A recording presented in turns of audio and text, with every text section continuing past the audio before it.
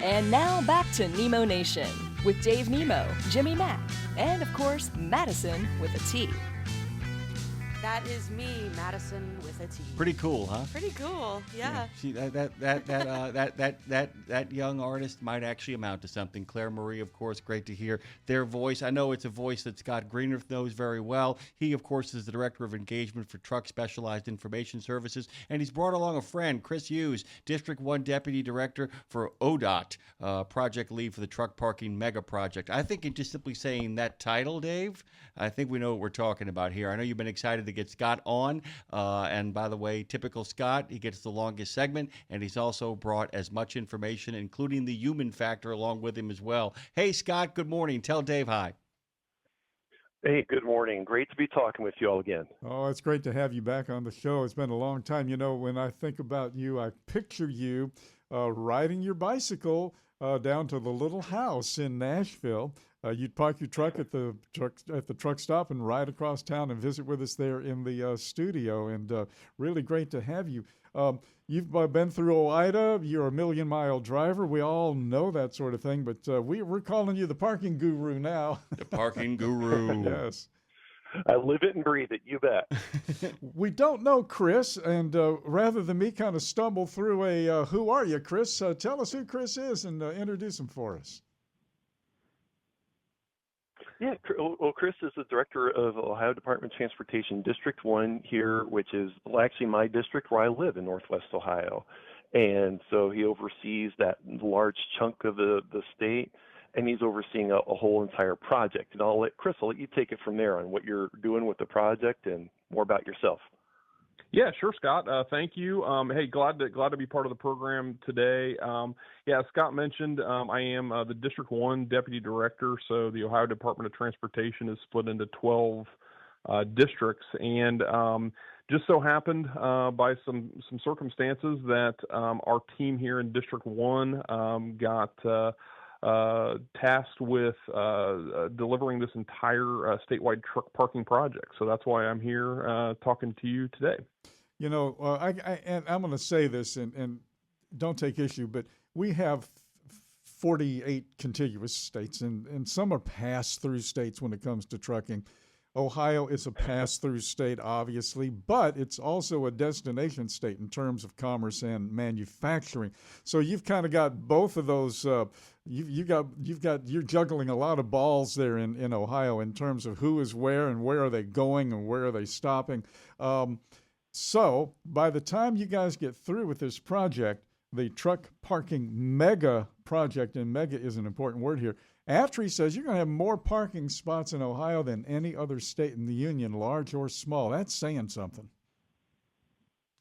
Yeah, it's a significant effort. Yeah, our mega project, as we've called it, will add at least 1,400 new truck parking spots on 33 sites across the state, and so it's no small project. That's why we've called it the mega project. It's puts a serious dent in the need for truck parking, and as we all know, there's a huge need across the nation, and we're just really proud that Ohio is able to lead the charge here and make some significant progress here over the next couple of years. One of the things that happens is when you do something right or you engage in a pilot program is that all eyes kind of turn to you, and there's an expression from theater called from page to stage.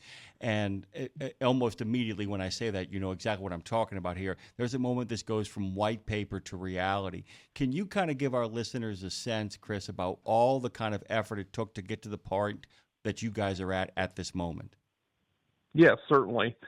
So, as I mentioned, it's a little bit of a unusual situation where we, as a district, 1/12 of the state geographically, kind of got involved in this, and it really goes back to for us October of last year, and we had a new director of the Ohio Department of Transportation, Pamela Boraton, took over, and she really led the charge on this, and along with Governor Mike DeWine, really had decided that, hey, it's time for Ohio to put our money where our mouth is, and make some substantial progress on truck parking. So we became involved in October of 2024, and through conversations with some of our senior staff and Director Boraton, decided on what is the most feasible path to add significant truck parking early or very, very quickly. And that really became a couple of things. In order to deliver this on the timeline that we were looking at, which is over the next couple of years, first of all, we had to limit ourselves to land that was already owned by the state of Ohio. And so all this truck parking that we're talking about as part of this mega project will be built on land that the state of Ohio already owns and controls. So we're not acquiring any new property. The next big challenge really became, okay, how do we get this done, right? Because we don't, we found the land. We actually started with over 100 sites across the state, which could be potentially suitable for truck parking. Eventually whittled that down to 33. But again, you don't just go out there and start building parking. So we had to engage some of our consultant private industry partners. They did some preliminary development for us. We came up with some concepts for each of these sites and what it might look like. And then again, turn that into cost estimates and eventually put this plan together over the course of really only about 6 or 7 months. That has put us in a position now where we're going into, the detailed design process and are going to be moving forward and early next year breaking ground on our first sites. You start for the casual listener who just kind of listens on the surface. Okay, you start off with about 100 sites. You whittle that down to 33. So the immediate response is, oh, well, they're only going to do 33. But you got to remember, we're not talking about 33 parking spots like I've seen press releases coming out of some states that say, we're putting 33 new truck parking spots out there. No, this is 33 sites that are going to be spread around the country with at least 1,400 new trucking parking spots. So those numbers are a little bit tricky when it comes down to what they really mean, Yeah, it is a lot, and one of the things too about this is we actually started out with a goal of 1,000 parking spots. We were really trying to hit that goal of 1,000 spots. And one thing that I didn't mention really going on through the first half of this year was our state legislature, and so the funding to be able to do this, we've got $150 million secured in our state transportation budget. And so discussions with our biannual transportation budget, the Ohio General Assembly, through their support behind this effort. And again, at that point, we were, our goal was 1,000 spots. And we're very, very fortunate to say that, we believe we're going to be able to exceed that, as I mentioned, at least 1,400 parking spots at these sites. And you're right, 33 sites. That's not, we've touted in the past, and other states have touted, hey, we're going to add, this many parking spots at various sites. We're talking about 33 sites across the entire state. And I really mean across the entire state. This isn't just a regional project. This isn't just in the major urban areas.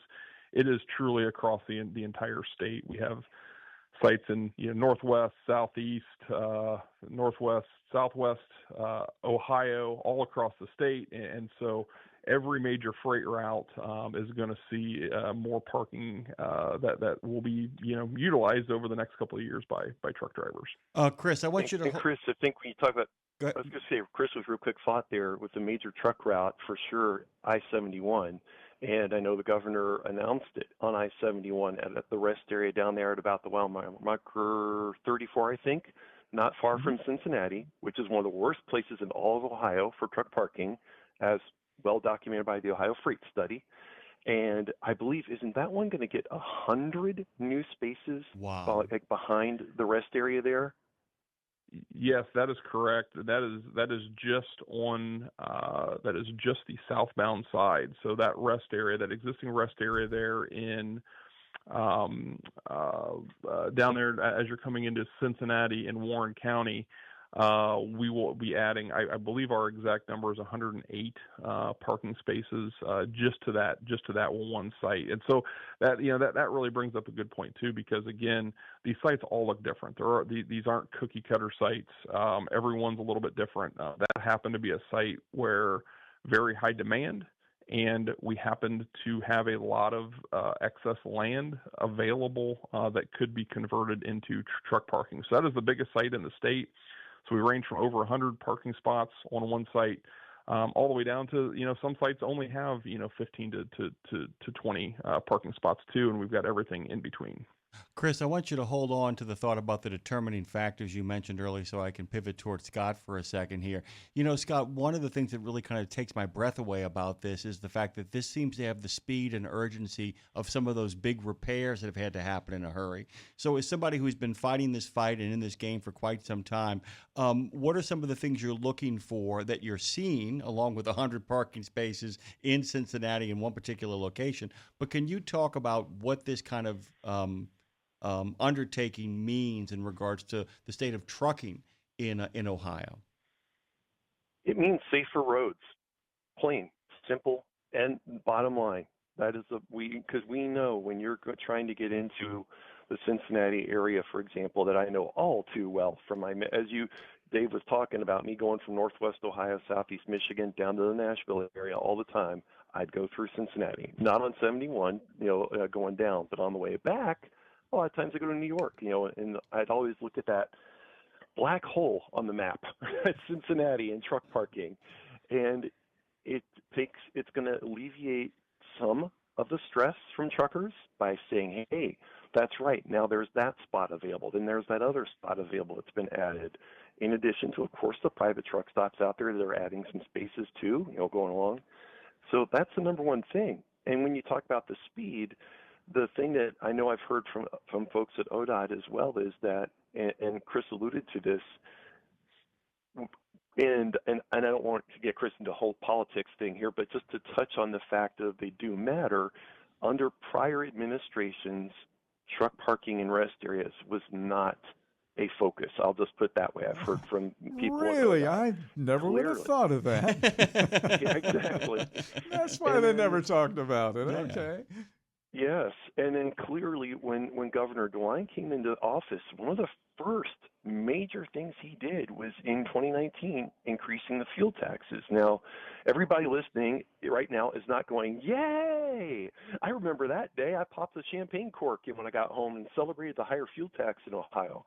But that is making this possible because we all know the inflation that's occurred, the cost of doing these projects has only gone up, but I'm incredibly proud that ODOT has listened to the trucker input, and I've helped facilitate some of that in the background. That's one of those things I get to do in my job that I love, is contribute to state freight studies, truck parking studies, and now they're in a position to be able to deliver under an administration that really, clearly, absolutely flamingly values this, because you've got 3 projects really going on that we can talk about here. One is, for a few years already, converting former way stations to truck parking. ODOT has done that in multiple sites. Then you've got the rest areas being completely rebuilt from the ground up and expanding truck parking when they do that, which is adding, I think, 400 spots all on its own through that program. And then the mega project, which is the ginormous one. So 3 different things going on. Chris, we're going to stay with Scott just for another moment here. We have some time. This is our long form session here on the program. One of the early contentions about, we need more truck parking was, wait a minute. Let's see how much we have and how much that is being used. And then we have the truck parking information services with the message boards and the texting and everything. You guys at Truck Specialized Information Services are deep into that. As Director of Engagement, tell us a little bit about what you guys do, because this is kind of 2 sides of the same coin. You need this and you need that to make it all work together. So there's a real good meshing going on here, I would imagine, between what you guys are doing and what Chris and his folks are doing. Absolutely, Dave, it is. We fully recognize that we need both. We absolutely have to have new capacity because it is just lacking, like that example near Cincinnati. But also we need to make sure people can say with confidence, hey, if I get to that spot that's another 10 miles down the road, whatever it may be, there's a spot waiting for me there, so I'm not going to have to park illegally tonight.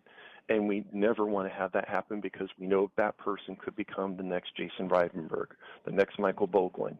And so we want to avoid that. We want to make sure people can say, hey, there is a spot there. So that's why we do those real-time truck parking information systems around the country. And to ODOT's credit, they actually took it on and developed their own solution for that, and which I've seen is working really well, being very accurate, which is wonderful because, of course, that needs to be accurate.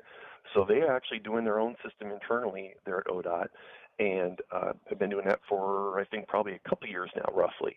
And I don't know, Chris, if you have an idea if that system might expand in the future or anything like that you could speak to. Yeah, I don't have. I'm not real sure about future plans. I know we are with this mega project really in order to get this out as quickly as possible. Really trying to just limit our focus to just delivering just the basics, right? So one of the things we decided on early as part of this is to not get distracted with bells and whistles. We were trying to stay focused on delivering as many truck parking spaces as possible. So some of the technology components and other things that potentially could be part of that in the future aren't necessarily part of this effort. So we can stay focused on delivering the parking. I was going to add, by the way, my co-host Tuesday through Friday has a really great phrase. She said, let's master the mundane, and then we'll figure about the groovy stuff a little bit later on. And by the way, it really landed with me. The more I kind of thought about it, the idea that if you can do the basics, everything else can get built around that. I told you to pocket that thing of going from 100 to 33, and you talked about determining factors, cost estimates, I'm sure figured in. This is a double question. How did you determine the 33 spots? What were those determining factors? And were there a couple, like what I would call 34, 35, 36, where you were just desperately hoping to get there, but just couldn't make it happen, or thought, when we get a second crack at this, we'll go back and take another look? Am I making sense, Chris? Yes, absolutely. So I'll kind of answer your question in reverse order. So out of what made our final list of sites that we actually had our teams develop and draw concepts on, that total was 36. So we only eliminated 3 of 36 in our final cut, and so that really shows you how well these sites worked out. There was only 2 sites we eliminated just because the cost per parking stall was just way out of line. Just wasn't going to be feasible from a cost standpoint to move forward with that. And we had another site that was relatively small. Ingress and egress was awkward, to put it mildly, and we just didn't feel like it was a good site to move forward with. And so, but initially, like I said, when we had over 100 sites, and we were trying to get that down to something a little bit more manageable, we looked at several things. So first and foremost, was the site in a location that would be a good strategic location to meet the demand for truck parking? Okay, so we had some sites around the state. They were really nice sites, but when we compared them to location that indicated high demand for truck parking, maybe they weren't along a major freight route, or they weren't in a location that was convenient for truck drivers to get to, or they were just in an area that quite frankly didn't, maybe in a locally didn't have the lack of truck parking, right? Maybe there was some private truck parking very nearby that seemed to be meeting the need. So really the first criteria we looked at was demand, right? We want to build these in areas where it's going to be needed. Beyond that, it really came down to constructability. We favored large sites. Obviously, truck parking takes up a lot of land, right? So we eliminated some sites just because, they were, maybe 5 to 10 parking spaces, and the cost to develop that and the amount of parking we were going to get just wasn't going to be our best way to maximize the dollars that we were going to have. And so as we got more and more into it, we really the sites that we're going to move forward with really started to show their really kind of stand out from a constructability, demand standpoint, and also just sites that to kind of reiterate this point, we wanted to have sites all across the state. We didn't want this to be to be able to look at the map and say, oh boy, we've developed a whole bunch of parking in one corner of the state, and we're not reaching the entire state. We really wanted to have a plan that addressed the entire state, and I think we were able to do that. And not just interstate highways, too. It hasn't really been mentioned, but when you say freight route, truck drivers know that means U.S. highways, too. So you got 23, 35, 30 included in all of this. So it's a real mix, pretty much almost an equal mix, it seems, guys.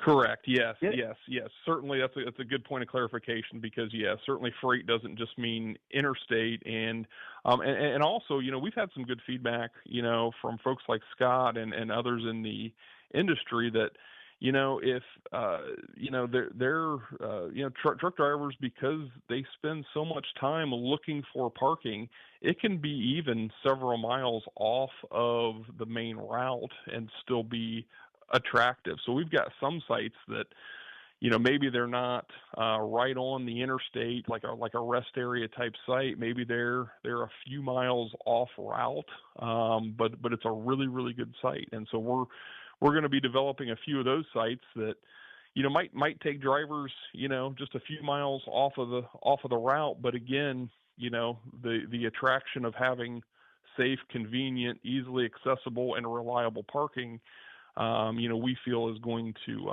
certainly make those sites utilized. When we first started talking about the push to get more truck parking, and when the actual pavement started hitting the ground, you do the math, 87 truck spots and this millions of dollars. In other words, when you did the math, the answer was, holy cow, that truck parking spot costs about as much as the truck itself.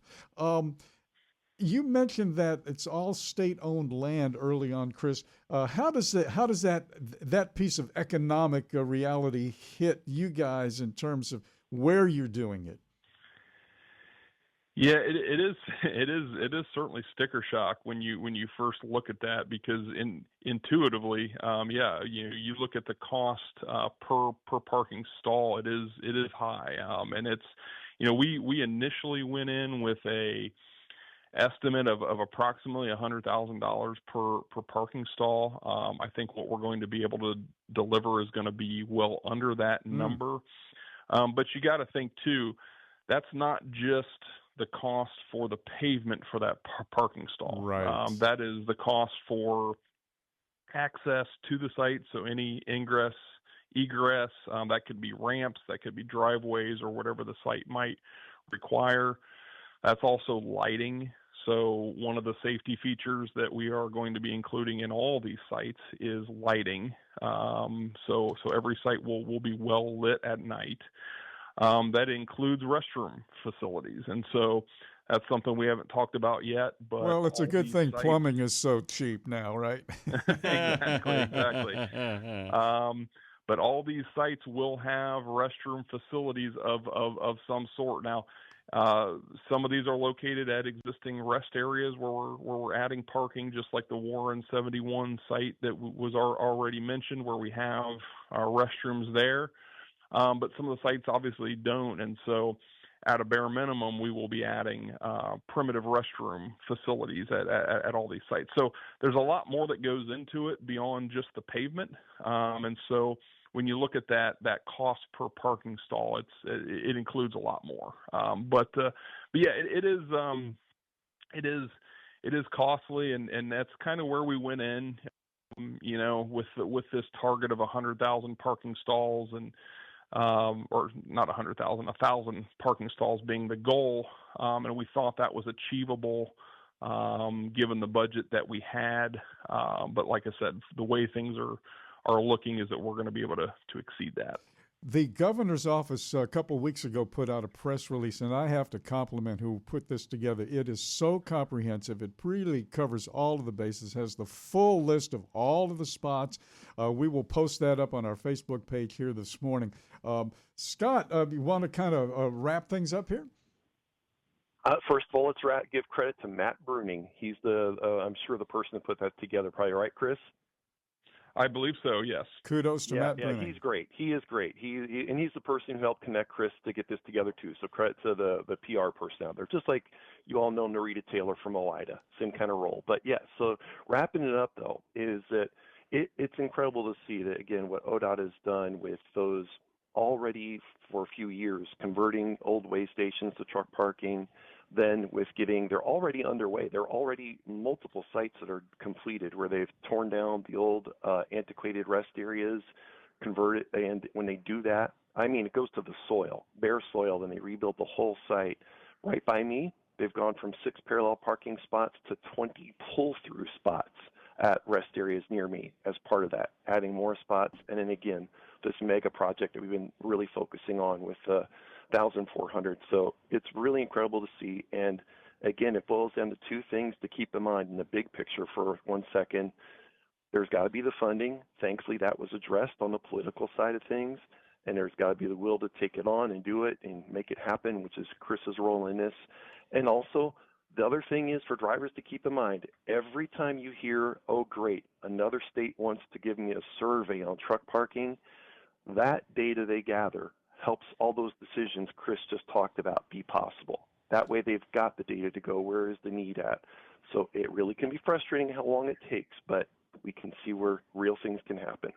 By the way, if I know a good PR man, I know he's listening. Big shout out to Matt, by the way, because if you type in truck parking Ohio on any Google search and go to the news section, I'm telling you, it has gone beyond simply all just the trade publications. It's made its way into both citywide, statewide, and national news. Scott, Chris, we can't thank you enough. Welcome to your first edition, hopefully not your last, of Nemo Nation. We appreciate both of you so much. Really quickly, Chris, where can they go to find out more about what you guys are up to? Give us the socials. So the Ohio Department of Transportation links are to our website, through social media, Facebook, Twitter. All that stuff is there. You can find plenty of information about what we have going on with truck parking. And our good friend Scott, please tell people where they can find you.